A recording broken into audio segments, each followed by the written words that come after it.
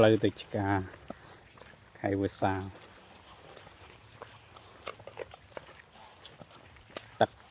ស៊ីបាទ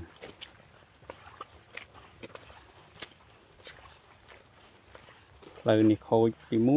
1ដោយសារគេដឹកអុកចន្ទីគេដឹកឡានធំចង់វាផុងខូចអស់ហើយនេះក្លុកកុហុកអស់ហើយទំឆ្កងជំឆ្កងហើយឡើងមិនរួចនេះពិបាកអ្នកជិះម៉ូតូហើយផ្លូវរអិលទៀតនេះទី2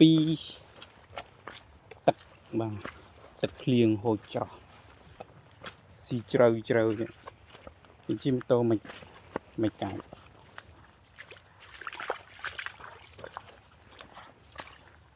មើលដានជើងឡានដឹកអុកខែភ្លៀងគេនៅដឹកជើងបានខូចអស់ហើយម៉ូតូក៏មិនចេះជិះដែរដល់នេះទឹកមានជំរាវទៅ